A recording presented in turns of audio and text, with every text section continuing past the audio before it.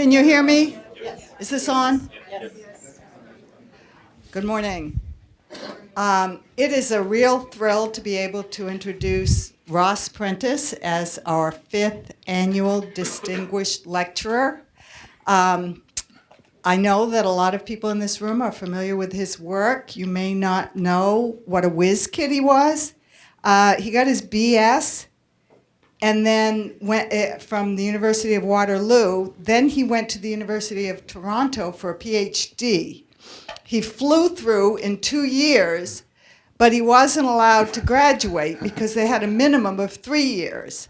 So although he was on a fellowship that was paying his way, he volunteered to work for that extra year so that he could stay there and graduate. So that was the beginning of a long and very productive career. I will give you a few of the highlights. There were 2 special issues in his honor, one in lifetime data analysis, one in statistics and biosciences. There was a symposium on emerging methodological issues in population-based chronic disease prevention. One thing that's very unusual for statisticians is that, and I have to look back at this because it's hard to believe, he has had uninterrupted NIH R01 and P01 support for statistical methods development. These are methods grants since 1976. Very unusual. He has... Thanks to any reviewers in the room. He has probably more publications than many of the clinicians in this room. And he has, which is also very impressive, he has 9 manuscripts currently being reviewed. So he hasn't slowed down at all as far as we can tell. And as you may know, he was the PI for the Coordinating Center for the Women's Health Initiative, and that's what he's going to be talking to us today about. Thanks.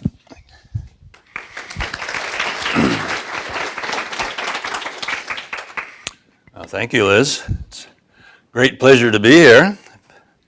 Enjoyed this past day and a half of learning about the substantial developments in biostatistics and bioinformatics in recent years. Meeting a few people that are on the faculty of that department who I knew elsewhere, and some that have been here for a long time, but quite impressive. I've also had, I think, 3 occasions to meet with groups of students, and I'm pretty impressed with the caliber of the students that you are attracting. It's been a pleasure to have somebody that listens to me. Liz listened last night to hear my story about being a graduate student. Well, that's impressive. But it gave me a chance to impose upon the students some of my views about public health and population sciences, which is an important part of the biomedical research program, but one that's in need of quite a bit of further development and stimulus. I was fortunate to be part of the Women's Health Initiative that Liz mentioned from its inception, even for several years before its inception, working on what became one part of the program on a low-fat diet intervention clinical trial. Before I forget, where's Harvey? Go on. Here he is. Harvey was kindly served as a member of the Data and Safety Monitoring Committee for the Women's Health Initiative for quite a few years, even chairing that committee for, am I right, last 3 or 4 years before you saw better things to do with your time after some of the more challenging parts of the program had ended. So here's an outline of my talk. A little bit about the Women's Health Initiative randomized controlled trial and cohort study. A little bit on the history and the research contributions, where the major impact has been on postmenopausal hormone therapy in relation to a range of chronic diseases and conditions, but also low-fat diet pattern study. I won't talk about the calcium vitamin D supplementation trial today. also the cohort study interface with the clinical trial. And out of that research area, there are a lot of questions left about how one learns about diet and chronic disease, or physical activity and chronic disease, and I'll tell you a little about research that's kind of spun off, R01-funded research on trying to advance the research agenda in those important areas. And then I'll end with one slide, I think, gratuitous on the population science research agenda, what some of the needs and opportunities are from my perspective. So I told you a little of this already, the design of the Women's Health Initiative. It's a multifaceted clinical trial, intervention trial. It's a primary prevention-oriented program. The postmenopausal women who enrolled, age 50 to 79 initially, could enroll in one of two hormone therapy trials. They could simultaneously enroll in a low-fat diet intervention trial, and then after a year of enrollment in one or both of those, could be further randomized to calcium vitamin D supplementation. You see the numbers of women that enrolled in each of these randomized controlled trials. Altogether, 68,132 women in the clinical trial. And the companion cohort study, we call observational study, 93,676 women from the same basic catchment populations with a lot of the same data collection tools and approaches. So it's a major national program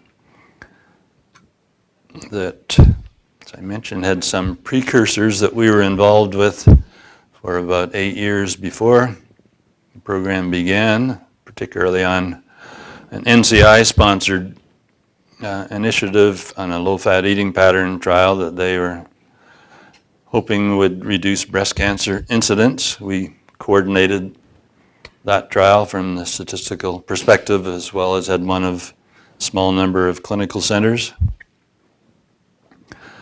And on the hormone therapy side, there was quite a wealth of observational literature on the risks and benefits of postmenopausal estrogens and estrogen plus progestin. I was actually, shows how old I am, part of the first publication that identified estrogens alone, Premarin in that case, as a risk factor for cancer of the uterus, endometrial cancer, increased 5 to 10-fold. That was New England Journal, 1975. There are 2 papers published simultaneously on the topic. And so that was the reason the progestin was added, to protect the uterus. But unfortunately, the progestin seems to do a lot of other things beyond protect. It does protect the uterus, but stimulates a lot of issues elsewhere. But over that extended period of time, there came to be deeply held beliefs that these preparations,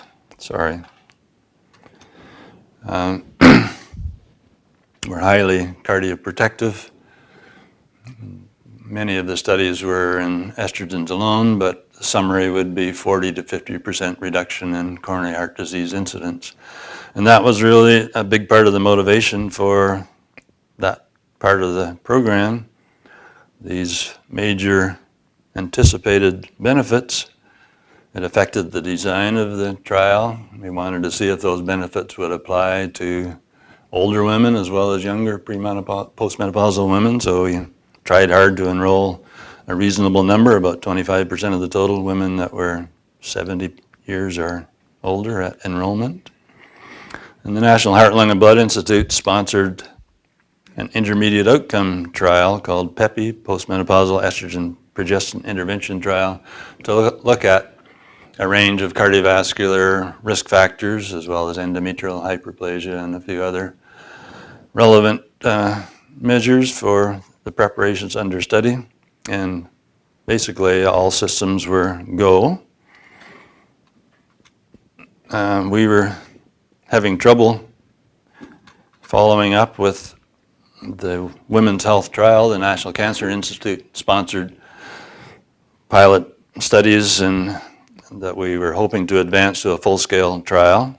NCI was trying to get us to go away because they didn't like the budget. Actually, I was the PI of an R01 grant on the topic. They got a fundable score, and the National Cancer Advisory Board in all its wisdom said, well, you better go and do more pilot studies. We want you to show that you can implement the intervention in minority women. And we were in the course of doing that.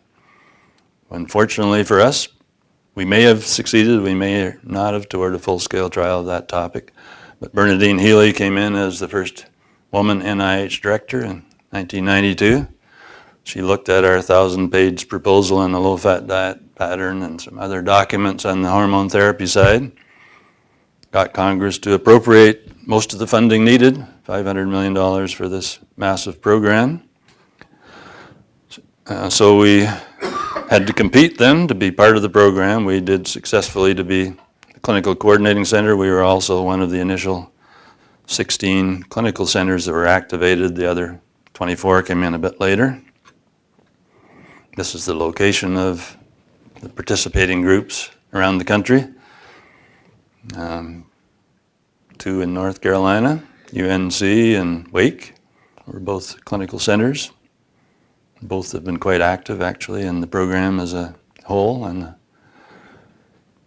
Sally Shoemaker and others at Wake have played a leading role in some of the studies of memory and dementia that weren't part of the basic funded program. Others at UNC have taken leading roles in studies of air pollution and other topics. So then we were finally able to proceed with this big program, all the things that you would expect to happen with challenging interventions. The hormone therapy part had substantial monitoring requirements for safety, endometrium and else, and other careful monitoring that was required. The low-fat diet program involved nutritionists and behavioralists in all of these 40 clinical centers, most of which had actually 2 or 3 centers themselves. So it was a massive program for implementation and quality monitoring. We had a substantial program in specimen and data gathering, but as a requirement for entry in any component of the program, the woman had to provide a sufficient blood specimen, so we have DNA and plasma and serum on all 161,808 women, and data and safety monitoring that Harvey can tell you about on another occasion, right? So here we are.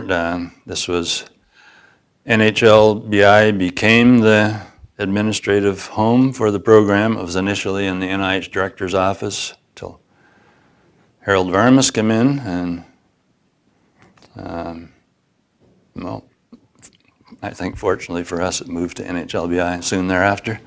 That was, and there's another story there, but I won't slow it down. I would like to mention Claude L'Enfant. I'm sure many of you know, led NHLBI for a long time in a very hierarchical fashion, but I would like to say Claude, I think, did a great job of linking treatment and prevention by many of the cardiovascular interventions that have succeeded for hypertension or hypercholesterolemia or inflammation or others, first tried in a treatment mode and then moved over to high-risk individuals in a prevention mode. And the impact of those advances, almost all drug advances, on coronary heart disease rates was quite noticeable for a 20-year period where Claude was leading. I think it was about a 20-25% drop in incidence of CHD. Jacques Rousseau was our program officer, and here he's trying to show that fingers can be a part of a low-fat diet. All right, so things were going along swimmingly. It was a challenge to look after the career interests of some of our younger faculty members involved in the coordinating center until the resource became sufficient to generate some papers of interest. But for example, my young colleague, very capable young colleague, Garnet Anderson, became a very well-known clinical trialist and is now my boss. So that's, we sort of looked after her career interests. She's also the PI of the Clinical Coordinating Center now for the last 2 or 3 years, which I gave up. But she also heads the Public Health Sciences Division at our institution. which I headed for more than 25 years. Anyway, this was all coming along until things came to a screeching change in 2002. Harvey's having some nightmare reminders here with the Data and Safety Monitoring Committee had to struggle with some very complex data, but they became convinced that the health risks for estrogen plus progestin exceeded the benefits in a manner that required releasing that information, stopping the interventions, informing the participating women. And the findings were sufficiently different from expectation that it got a lot of media coverage and a lot of consternation among provider communities and others.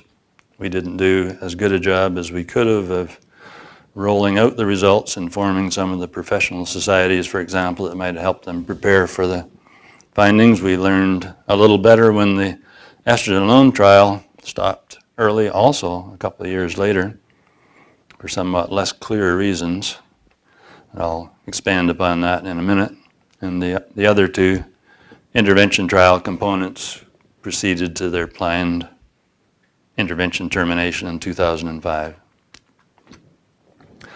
So there's been now a long post-intervention phase. We've been following all the women that required a reconsenting after the intervention phase, but 80-some% of the women reconsented and followed up for long-term study of clinical trial intervention effects.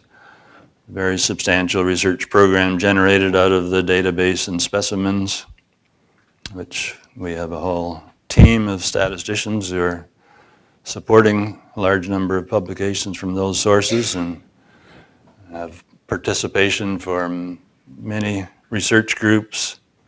Probably about half of them by now were not connected with the Women's Health Initiative in any way, but just see the potential. If you have ideas that might rely on that resource, we welcome them. You can find out something about what's available from this website. And we're just being funded for the next 5 years currently in still a fairly substantial fashion. So now I will turn to some summary of the research contributions. So this is the hormone therapy trial, which had the biggest impact and where people in this room might have the greatest interest. Women that were post-hysterectomy were randomized to the most commonly used preparation, Premarin continuous, 0.625 per day. Subsequent to our trial, the continued use is mostly at a lower dose or involves other preparations. Versus placebo, women with a uterus were randomized to that same estrogen preparation plus the progestin to protect the uterus, medroxyprogesterone acetate, 2.5 milligrams per day. So in our trial, these trials began, about 8 million women in the US were using Premarin, about 6 million were using PremPro, and so very substantial public health implications or questions to relate to these. And this single slide summarizes the results during the intervention period. As I mentioned, ended in 2002 for the estrogen plus progestin trial and 2004 for the estrogen alone trial. So first with the estrogen alone trial, coronary heart disease was the designated primary outcome. And instead of the 40 to 50% reduction, or with a time for achieving any change from the beginning of intervention taken into account, we anticipated maybe a 20% reduction from the observational literature, but instead we found an estimated 30% increase that was nominally significant.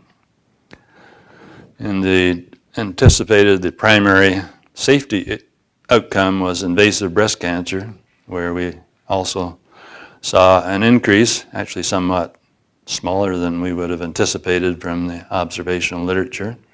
But the stopping consideration, the judgment resided with our external committee, but our monitoring guidelines said, well, if you cross a boundary for this safety outcome and doesn't look promising for a range of other outcomes, as summarized by what we called a global index, which was the time to the earliest of all the outcomes listed above it in this list, then have some kind of a serious early stopping discussion. So the other effects that were observable at that time was about a 40% increase in stroke and a doubling of venous thromboembolism. Pulmonary embolism was about the same. Possible reduction in colorectal cancer, which might have been an artifact of the ascertainment. It hasn't played out in terms of reduced mortality during the extended follow-up. Nothing much for endometrial cancer, a reduction in hip fracture, not shown here, but reduction in other fractures as well, so that's a noteworthy benefit. No change in death due to other cause, but this global index I mentioned was in the unfavorable direction, and significantly so. And the Data and Safety Monitor Committee recommended early stopping, and it was based on these data. We agreed with them. But it's kind of a complex story, and it's not surprising that it's confusing to women, and it has to be put in the context of other relevant data that's around as well. No single clinical trial can answer all the important questions. For estrogen alone, the results were much more balanced. This global index we defined was about at the null. Coronary heart disease was also close to the null, and part of the thinking by the committee, we did some power projections, and it was unlikely that we'd see a benefit if we continued to plan termination in another year or so, for another year or so. And then it was in the face of elevation in stroke that was about the same as for estrogen plus progestin. But there was kind of a tantalizing suggestion of a reduction in breast cancer risk. Another one that was quite contrary to the observational literature, which mostly suggested a modest increase with estrogens alone in breast cancer, hazard ratio about 1.3, and we see a 23% reduction. With longer follow-up, that's become significant. It's really generated a lot of interesting questions about the mechanisms. And of course, there's a lot of interesting questions about how these data can be rationalized in relation to that body of observational literature that preceded it. And we've engaged quite a few studies since these trials came to an end to try to address some of those questions, and more basic science colleagues have contributed a lot to that topic as well. There's a hip fracture reduction that's same as for estrogen plus progestin. So when these trial results were published, I have to say there was a lot of controversy and discussion, but the FDA and regulatory agencies around the world responded, I think, quite reasonably and quickly, and in a manner that close to 70% of the women taking estrogen plus progestin stopped abruptly, and even though the estrogen alone trial hadn't reported yet, about 40% of the women taking estrogen alone stopped at that time. So there was a sea change in the use of these preparations in the United States and elsewhere, and it's an indication of where a full-scale trial can have a big impact, even though there was a lot of well-conducted observational studies, they weren't getting this same picture. And so it's interesting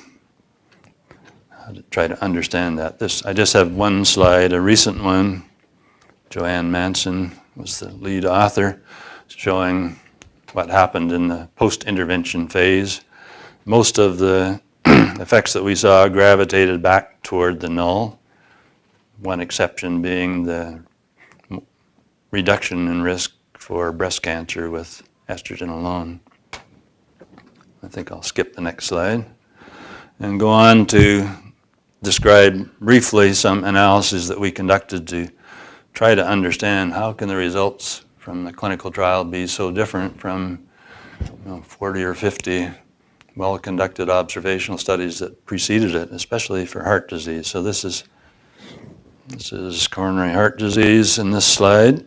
This is our clinical trial. This is our companion cohort study, which were women as alike as you can get from our clinical trial cohort.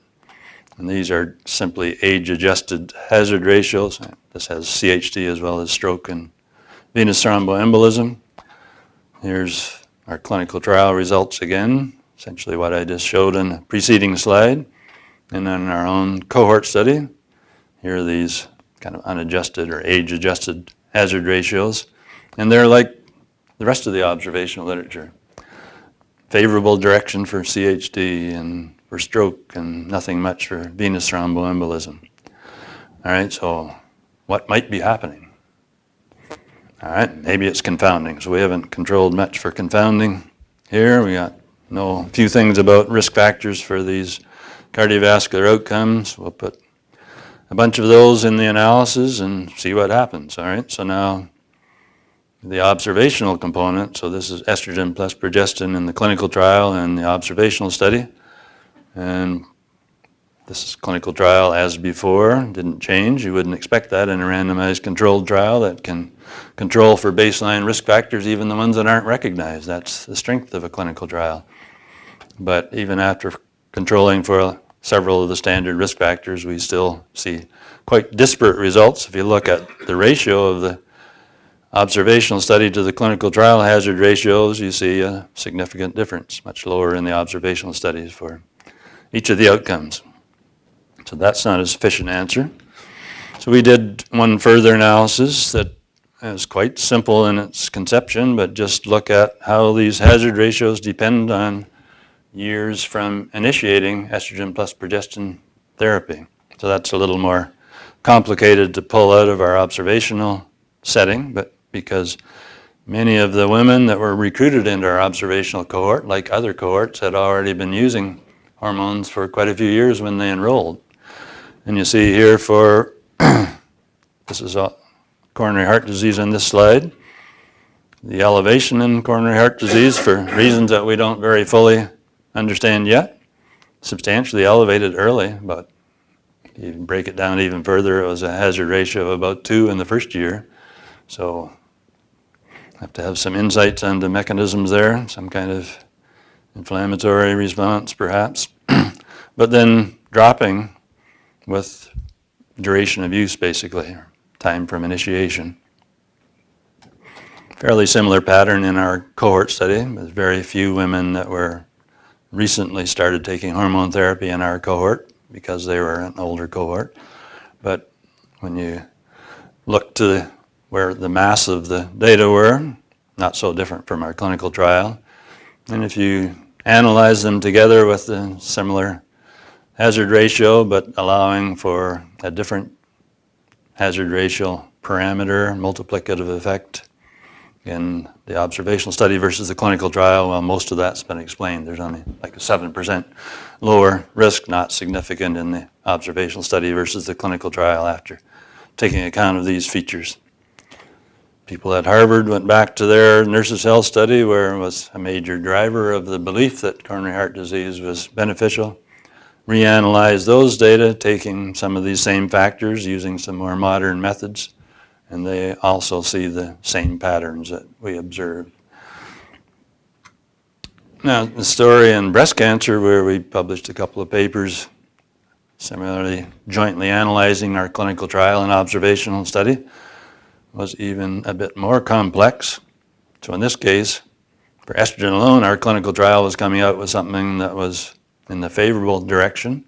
Our cohort study, like other observational studies, in the unfavorable direction.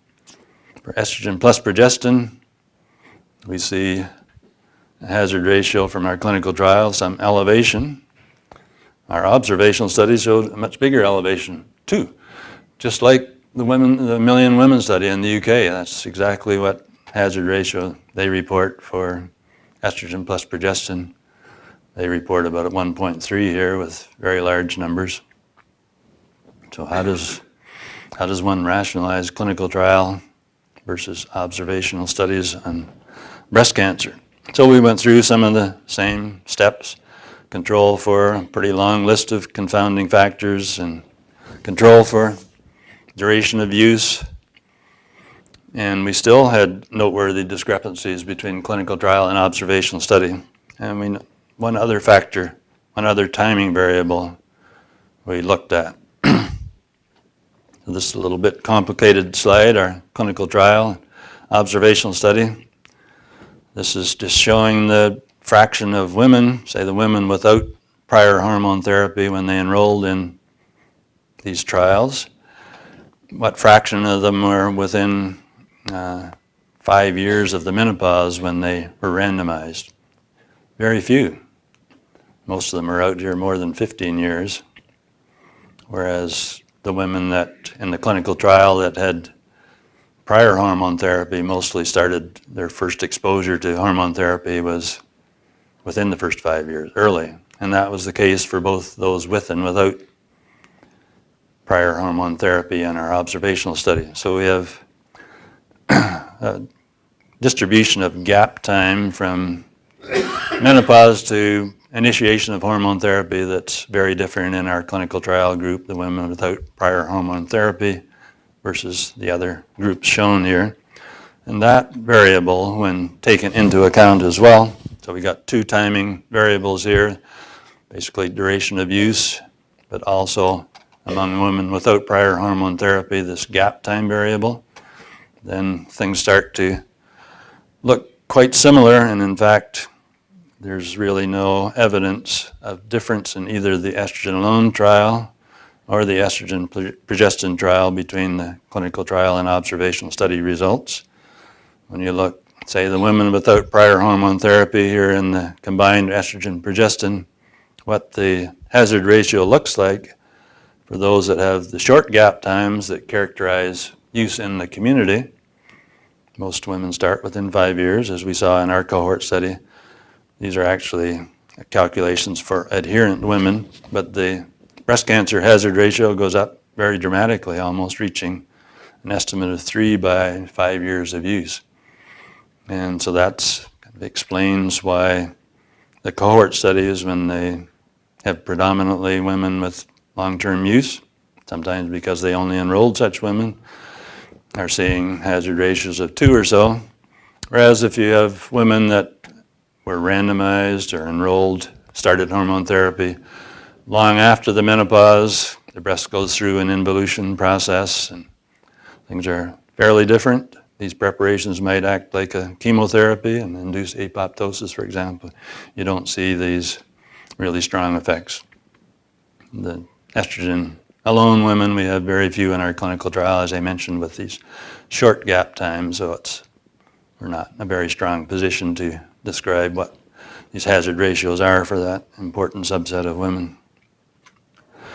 At any rate, because of the sea change that I mentioned in the use of these major preparations, surprisingly, this is the estrogen plus progestin trial ended in 2002. It actually followed a secondary prevention trial called HERS of the same estrogen plus progestin preparation that also found there was no heart disease benefit.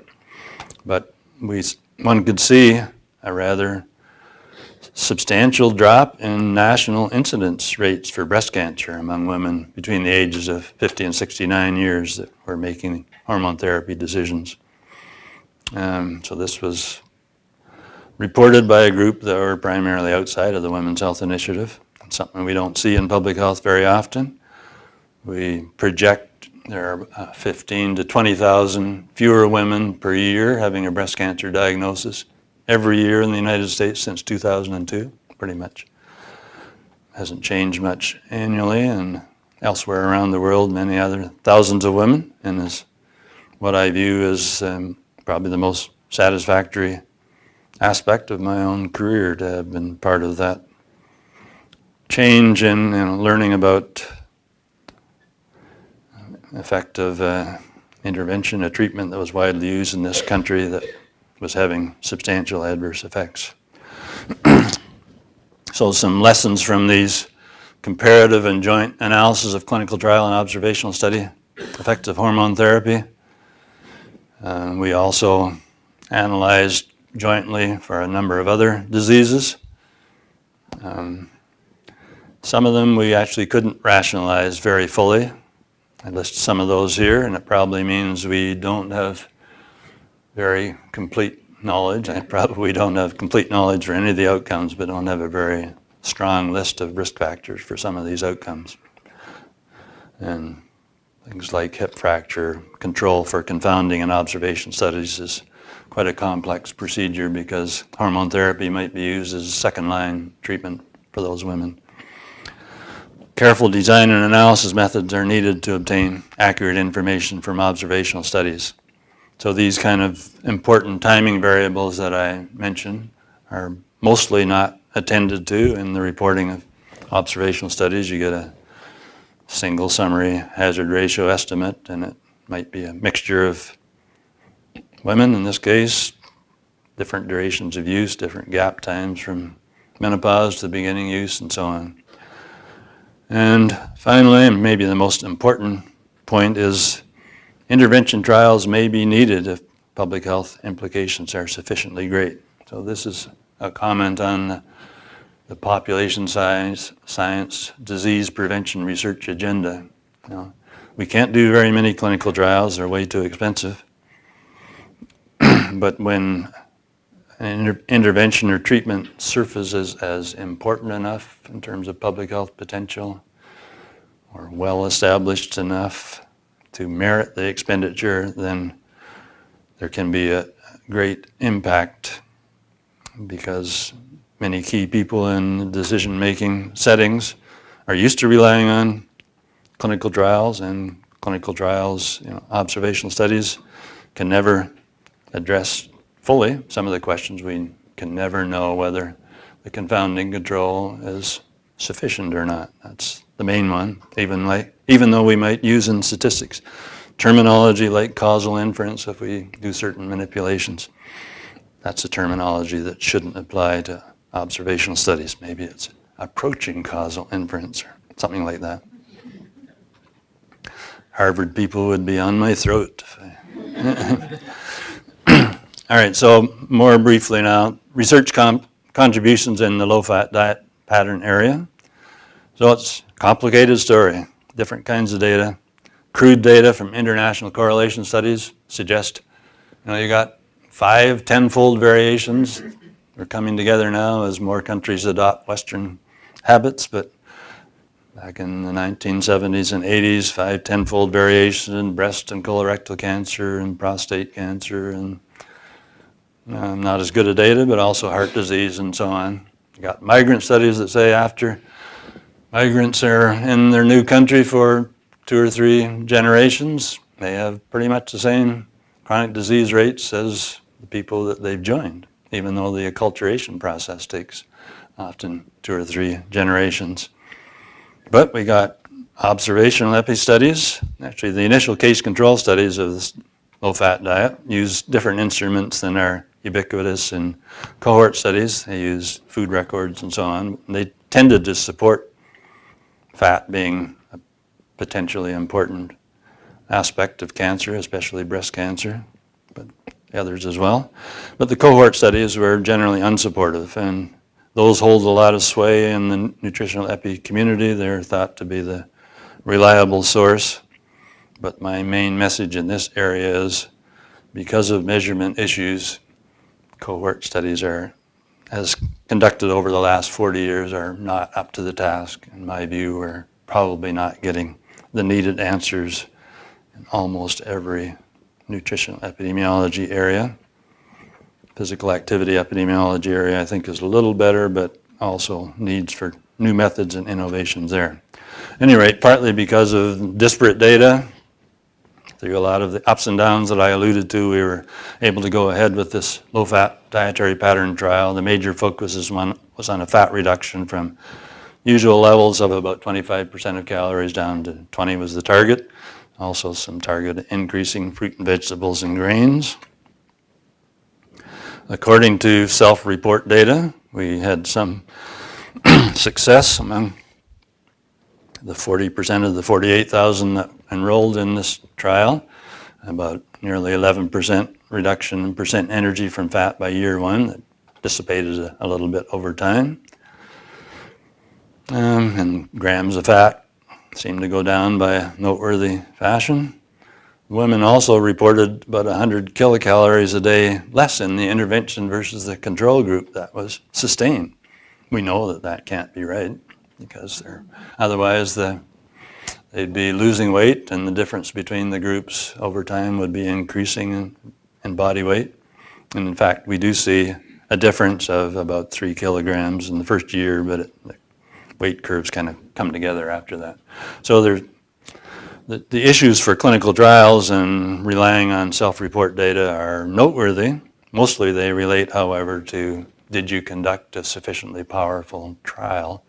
The basic comparison between intervention groups is still a valid comparison, even if you don't have reliable dietary data. But when it comes to the observational literature, it's these self-report data that are the basic exposure measurement, fundamental to the validity of the associations that are being estimated. So here's a single slide on the results from the dietary modification trial. Breast cancer and colorectal cancer were designated primary outcomes. Our study design allowing for time to achieve any risk reduction in breast cancer. Our target was about hazard ratio of 0.87. We actually think we achieved about 70% of the targeted reduction in fat intake, and we got about 70% of the reduction in estimated hazard ratio, but it wasn't quite significant. So this trial was regarded by JAMA, where we published, and the media as a negative trial. But from another perspective, the results for breast cancer couldn't have been any closer to target than they turned out to be. Colorectal cancer probably shouldn't have been a primary outcome. Nothing there.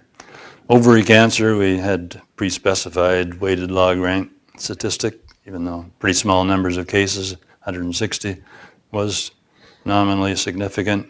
For total cancer, 5% reduction that wasn't quite significant either. So this left us with a fairly unsavory feeling in our mouth. We expended a lot of energy and didn't have clear results. We had a little extra support by looking at how women did for breast cancer and ovary cancer according to the fat content of their diet prior to randomization. This case measured by 4-day food records, which is a little better instrument. But basically the women that started relatively high, we had some stronger evidence for a reduction, and that interaction p-value was nominally significant, and the same for ovarian cancer.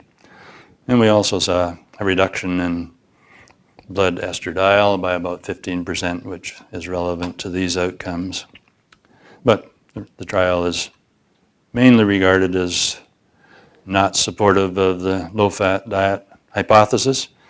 And unfortunately, the calcium vitamin D trial, which I don't have any slides, also was unclear in its results. Even though women increased bone density, there wasn't any clear fracture reduction. Hip fracture reduction was the primary outcome. Raises a lot of interesting questions, which I don't have time to go into much now.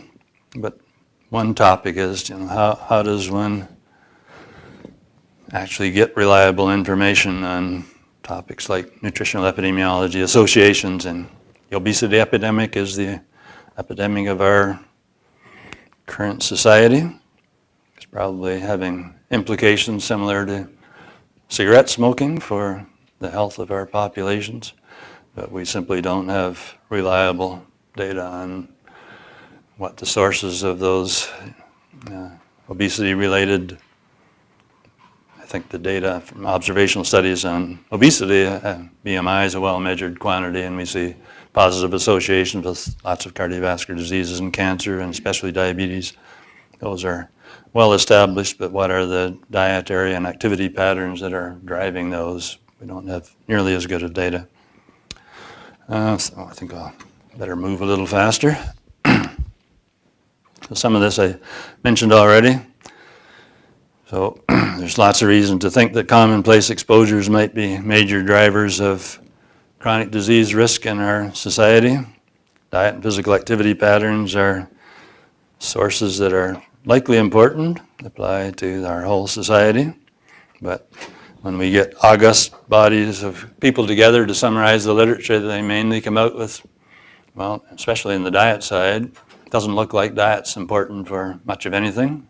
Cancers, vascular diseases, even diabetes.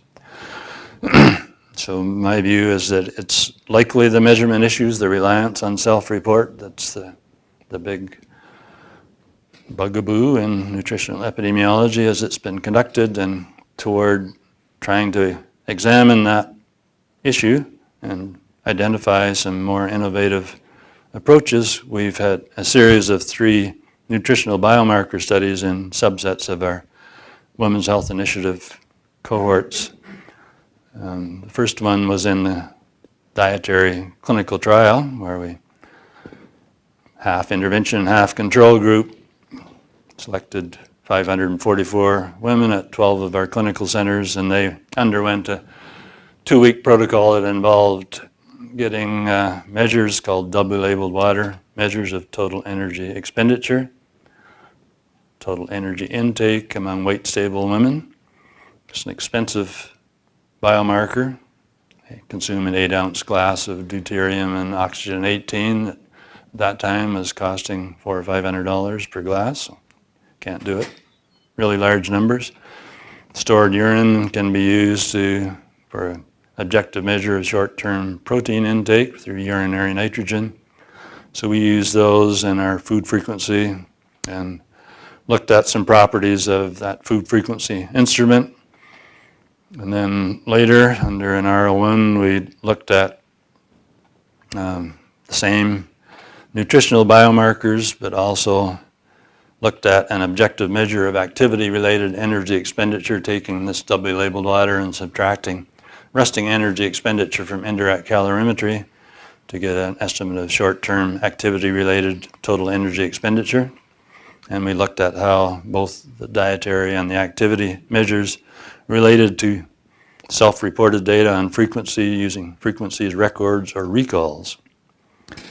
And then the more recent phase in the last 5 years says this actually was generating, should hurry up it looks like, positive findings, or findings that at least were very different from the nutritional epi reports. But the big drawback is we didn't have objective measures for very many components of diet or for the details of activity patterns. So on the diet side, we've recently completed a feeding study where I'll tell you more about it in a few minutes. So the measurement model that we use in employing these biomarker data, a little more complicated than we're used to in statistics. But for a biomarker, this may be the log of the doubly labeled water estimate of energy consumption over a 2-week period. Z here is the corresponding log energy consumption, the actual energy consumption over some time period, say average daily energy intake.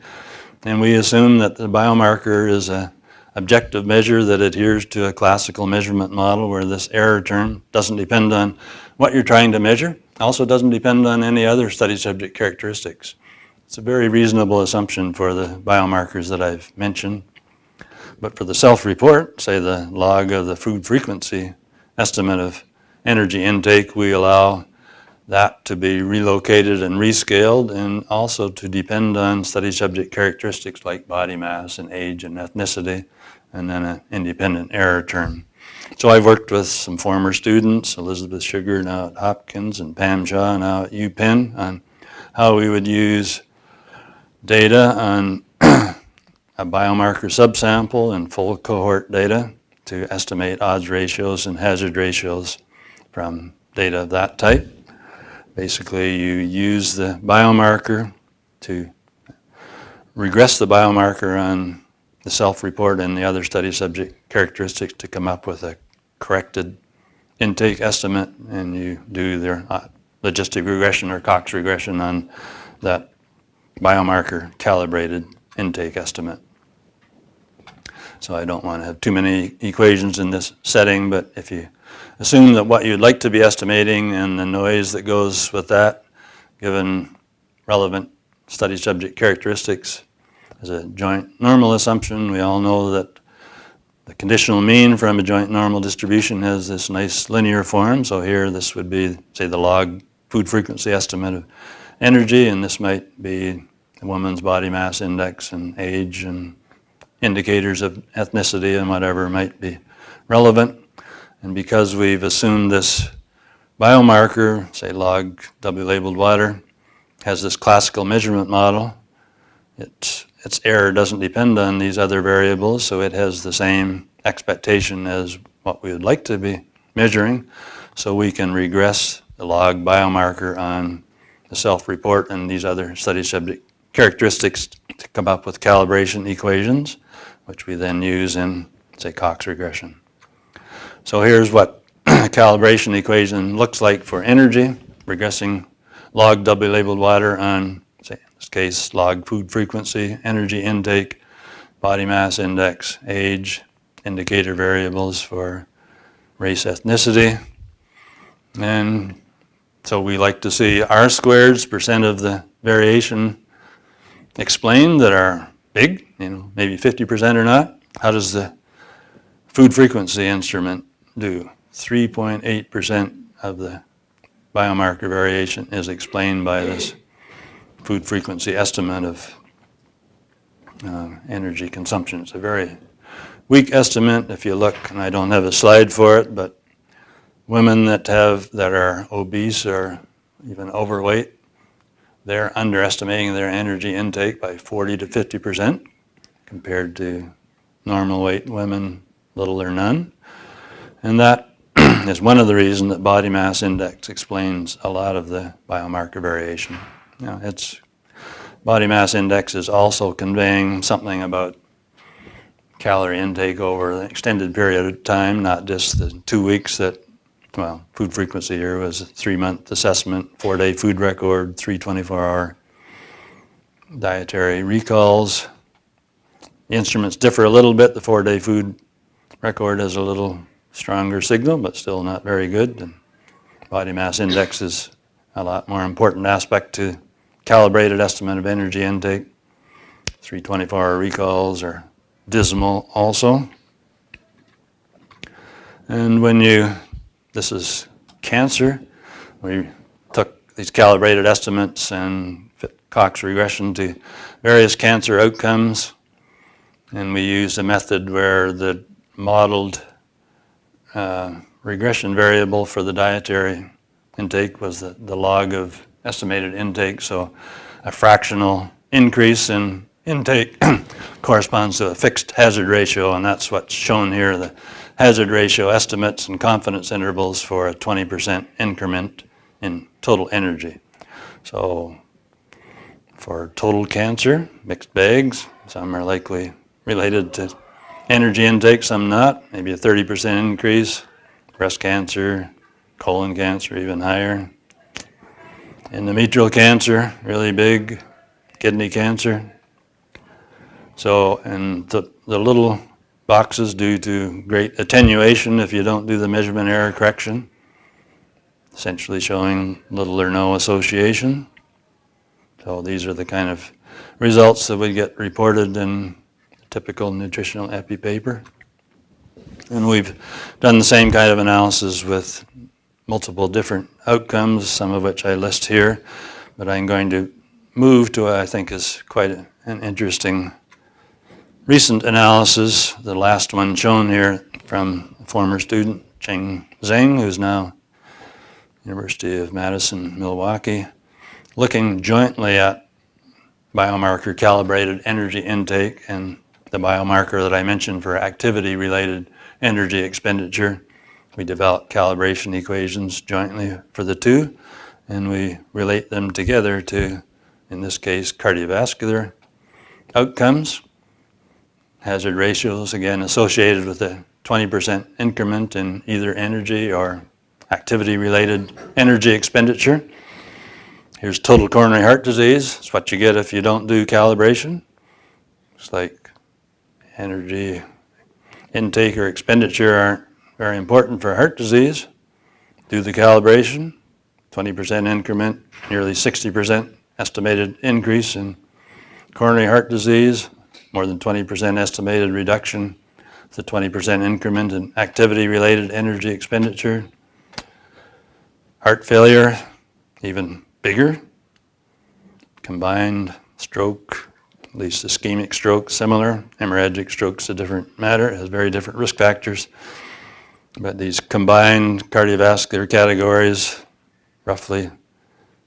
suggesting a 50% increment in risk with a 20% increase in energy and a 20% reduction in risk with a 20% increase in activity-related energy expenditure. That's heart disease. Picture's very similar for invasive cancer. Here's total invasive cancer. 40% increment with 20% increase in energy and 15% reduction with a 20% increment in activity-related energy expenditure. Stronger for obesity-related cancers, strong for postmenopausal breast cancer and colon cancer, so on. Diabetes. Well, you start to see a tiny signal here, so maybe diets, some aspect of diet's important for diabetes. We would learn from nutritional epidemiology. Activity, probably not, kind of in the wrong direction. And look what you get when you do this measurement error correction.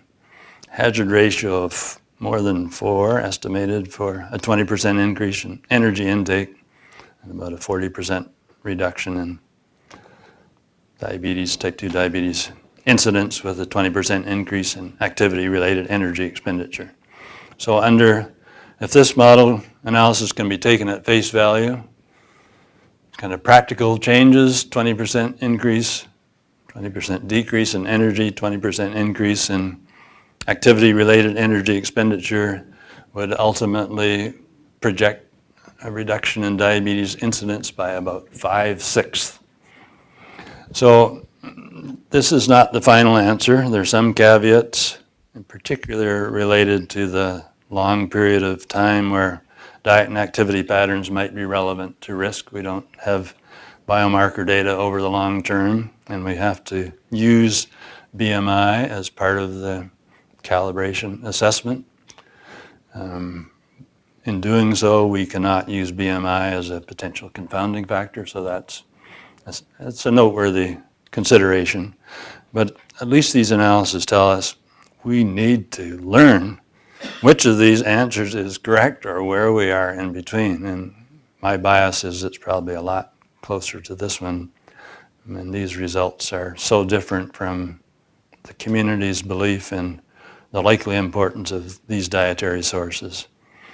But beyond total energy, for some outcomes like diabetes, it's probably quite relevant what the composition of the diet is. Fat might be particularly important there. Sugar's strongly suspected, doesn't seem to show up as strongly as we'd expect in some of our biomarker studies. And the activity patterns that are relevant for particular chronic diseases are probably important about intensity and duration and frequency and all those things.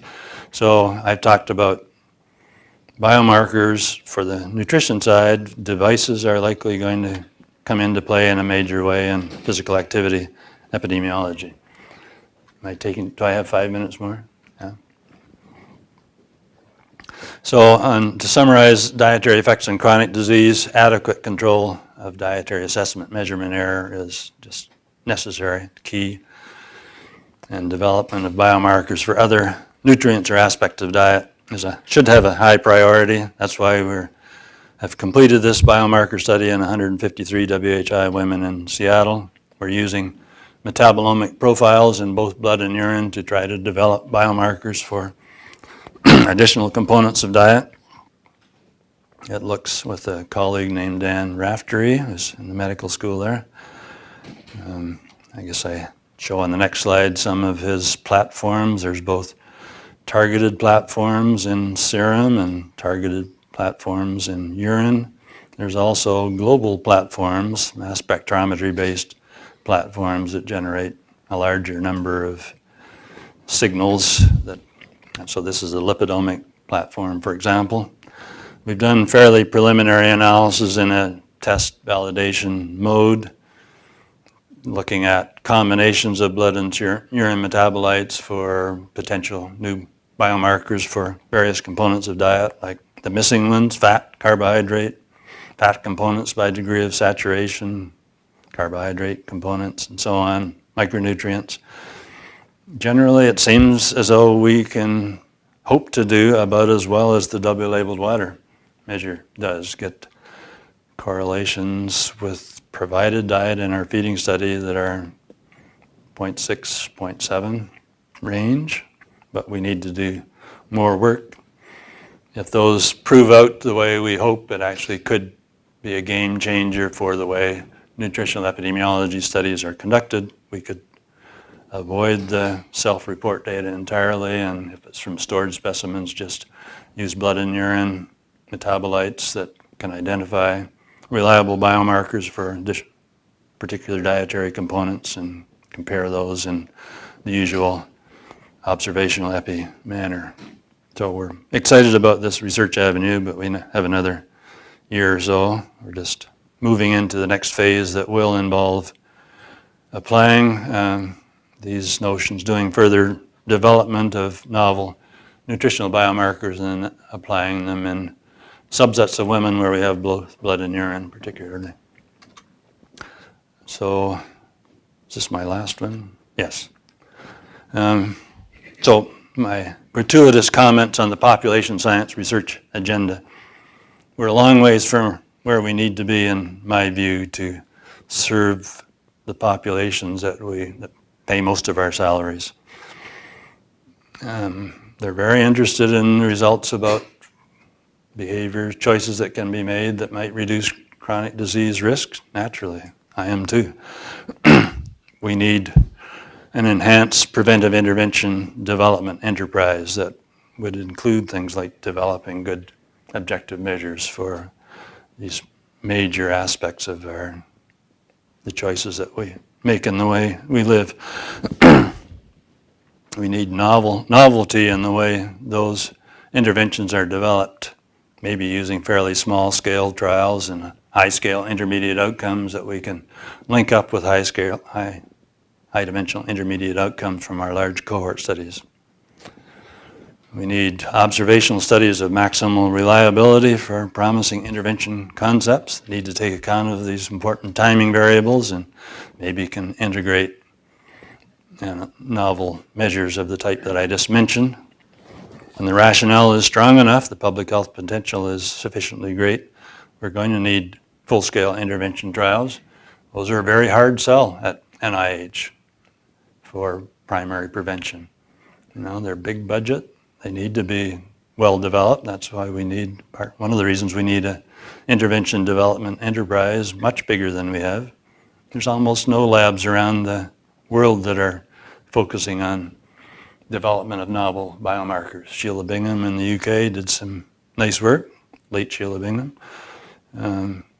Those are metabolic ward studies in small numbers of people, but there's really scope for much more work there, but our community is not recognizing, in my view, what the issues are and what needs to be done. And we need vigorous methodology development. So this is a biostatistics seminar. I've been imposing it on many of the students over the last day and a half, but we bring to the table some key mindset concerning study design, sources of error. Over time, we can learn enough of the substance of the areas that are relevant to primary prevention to be key team players and be part of the defining what the treatments and interventions that might be worth studying are. So I would encourage you to do that. We got a lot of interesting developments on the genomics side, which are also well motivated to be well supported, but we also need our significant fraction of our trainees to be really oriented toward the exposure side and help with trying to move the research agenda forward in these important topics. It's actually a very similar setup, I think, on the infectious disease area where I don't work but have a lot of close colleagues. And there again, statistically trained people and quantitative people more generally can have a big role in not just comparing an intervention that comes from some source, pharmacy or whatever, but also in steering the research agenda to identifying what interventions are that might be worth studying. So I've rambled long enough. I'm going to stop and would be glad to take questions if we still have time. Yeah. That was terrific. Thank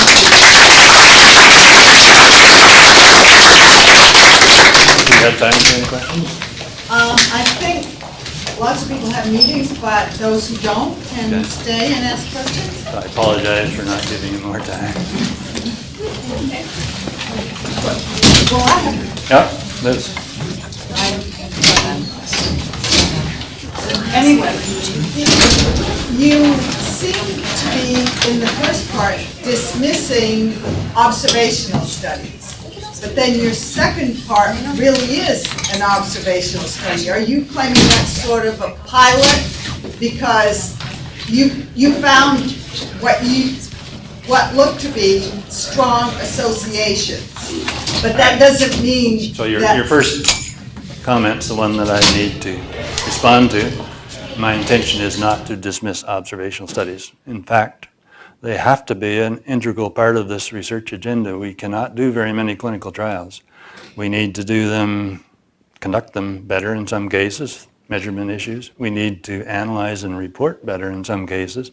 The timing issues I mentioned were an example of those that could be done, like the Harvard group showed with the nurses study, by more innovative analysis methods. But it has to be a well-integrated agenda, and at the moment, in this area that I have a deep interest in, nutritional epidemiology, there isn't much scope for any other big intervention trials, so we need to do the developmental work, we need to do observational studies differently, and that's what we're working toward at this point.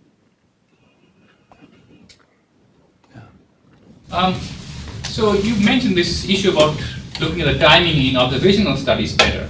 I wonder if the same would apply to the clinical trial as well. Because if I understood your results correctly, what you were suggesting was that the hazard reduction, I think it was for maybe breast cancer, that there was essentially an enhancement for the short-term outcomes, 1 or 2 years. But once you looked at the clinical trial data for a longer term, there was actually a reduction.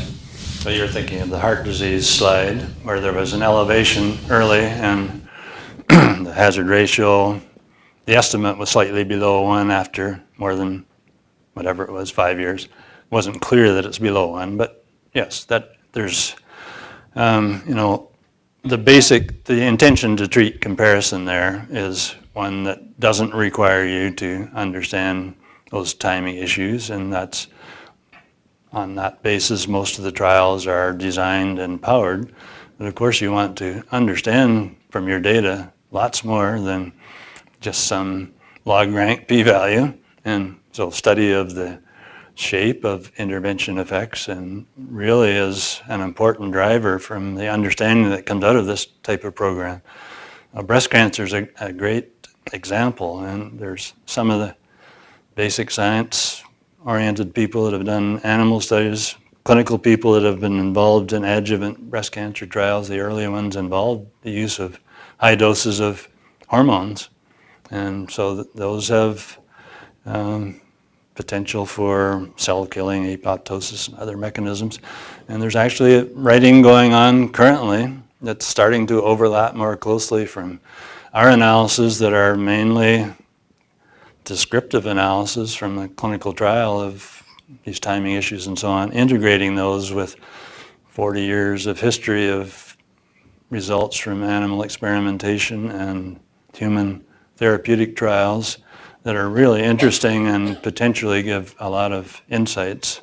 It's sort of coming together that the reduction in breast cancer that one sees with estrogen alone is likely mostly an effect on malignant cells that were already there but undetected. And especially if a woman has had a long period of time from menopause until the start of treatment, they get hit with this agent and tends to kill off those malignant cells. Whereas if they're the hormone therapy comes right after the menopause, there's already endogenous circulating levels that are elevated. It probably tends mostly just to stimulate tissue toward more rapid cell division and maybe fewer latent, undetected tumor cells close to the menopause and doesn't have the favorable effects there that you see with longer term. So I agree with you completely. You want to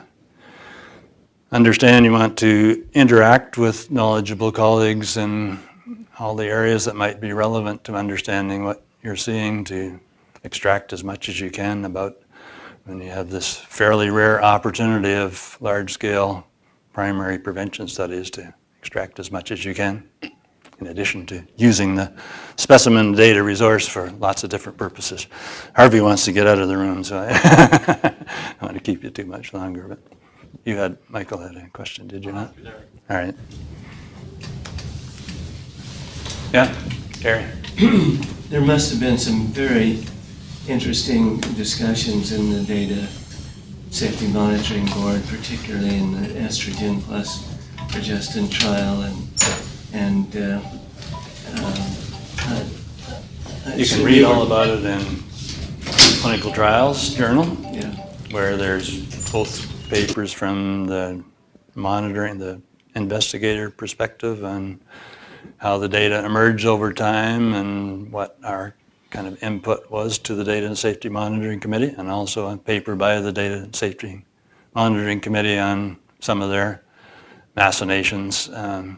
Janet Wittes was the chair during most of that time period, I guess all of it until these trials came to an end. We put our Data and Safety Monitoring Committee through, I think it was 3 exercises, do you remember, with horror, Harvey? I say, if the data looked like this at this point in time and listed various outcomes, what would your vote be? Would it be stop now, continue, or don't know? And the monitoring committee was a large committee, about 12 maybe. They were coming from multiple disciplines, and it was amazing to me how different the reactions were.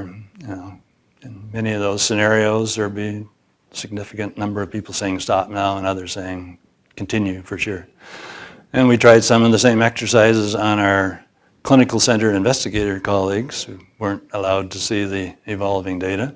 And predictably, they were all in favor of continue. You should continue under almost any scenario. So we have to worry about our conflict of interest issues, and that's why we have external committees that do a nice job, but these are very complicated data to deal with.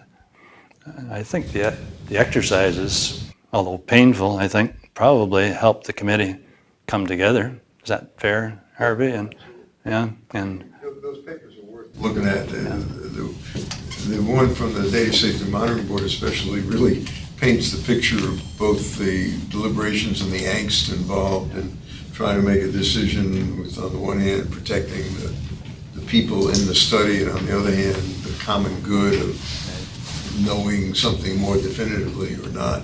that was even more the case in the estrogen alone trial, where Especially there.